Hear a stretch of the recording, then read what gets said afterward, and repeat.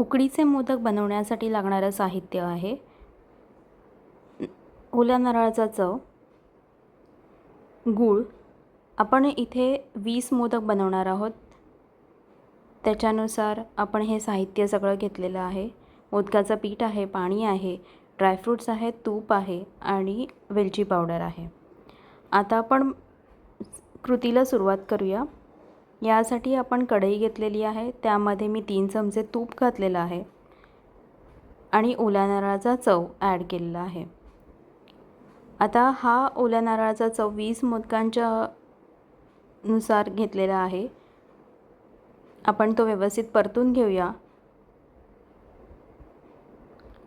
आता हे परतताना आपल्याला ही काळजी घ्यायची आहे की चव हा कढईला लागला नाही पाहिजे. त्यामुळे आपण याला कंटिन्युअस फिरवणार आहोत.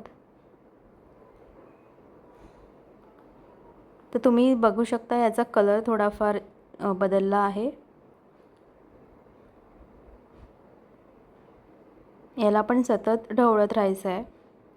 आता आपण याच्यामध्ये गूळ टाकणार आहोत. आता माझ्याकडे गूळ पावडर होती, त्यानुसार मी याच्यामध्ये गूळ पावडर, ऑर्गॅनिक गूळ पावडर घेतलेली आहे.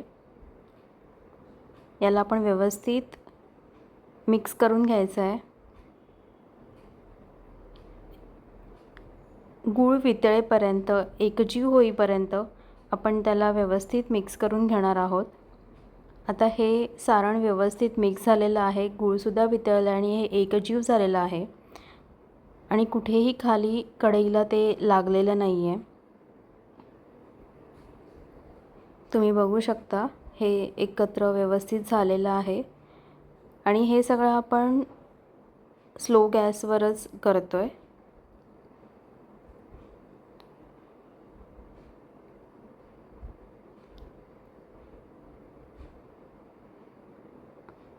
यात आपण आता ड्रायफ्रूट्स टाकतो आहे. ड्रायफ्रूट्स टाकले की आपण याला थोडं ढवळून घेऊया.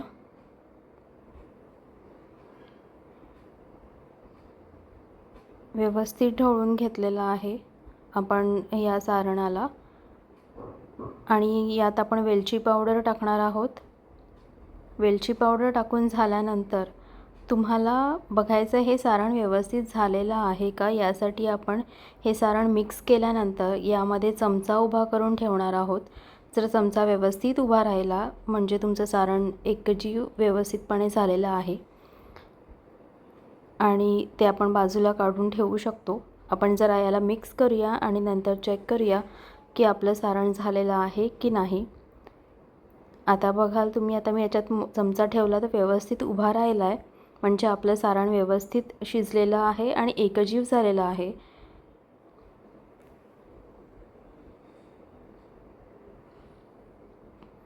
मी आता गॅस बंद करते आणि हे सारण आपण थंड व्हायला ठेवूया. आता आपण मोदकाची उकड काढून घेऊया. आता मी एका टोपामध्ये पाणी घेतलेलं आहे. इथे आपल्याला ही काळजी घ्यायची आहे की पाणी आणि मोदकाचं पीठ हे समप्रमाणात असलं पाहिजे.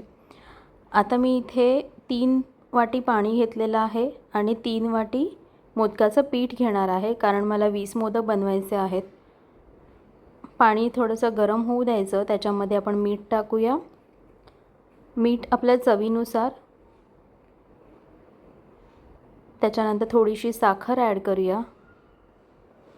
मीठ आणि साखर ॲड केल्याने पारीला थोडी चव येते आणि खाण्यास एकदम चविष्ट लागतात.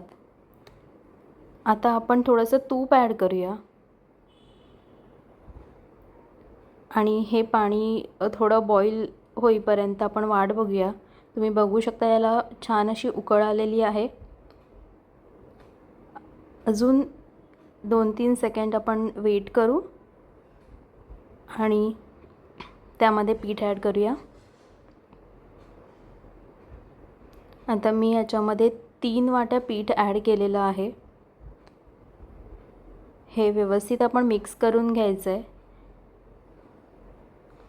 पाणी पूर्णतः पिठाला ॲब्झॉर्ब करतं, शोषून घेतं आणि व्यवस्थित हे पीठ फुलायला मदत होते.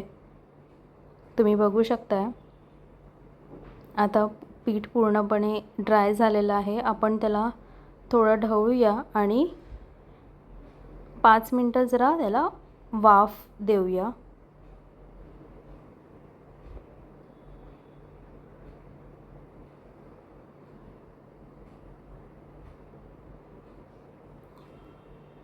पीठ मिक्स झालेलं आहे व्यवस्थित. आता आपण याच्यावर झाकण ठेवूया आणि याला थोडा वेळ वाफ देऊया. 5 मिनटं खूप होतात. तुम्ही बघू शकताय पीठ खूप छान असं झालेलं आहे. परातीला मी तूप लावलेलं आहे आणि हे पीठ काढून घेते.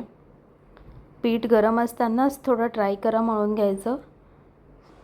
हाताला थोडं पाणी लावून आपण हे पीठ मळून घेऊया.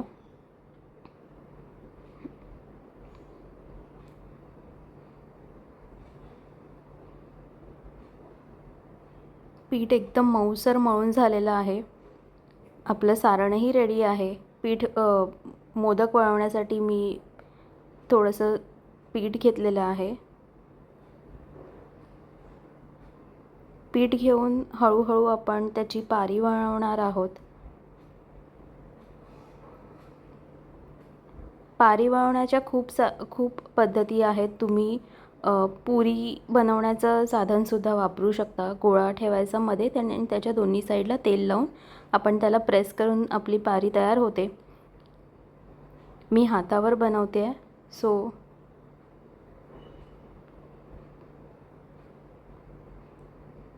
हळूहळू आपण त्याची पारी बनवणार आहोत.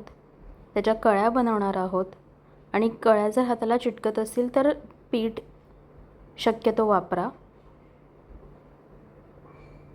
काही जण पाणीसुद्धा वापरतात, काही जण तेल वापरतात किंवा तूप.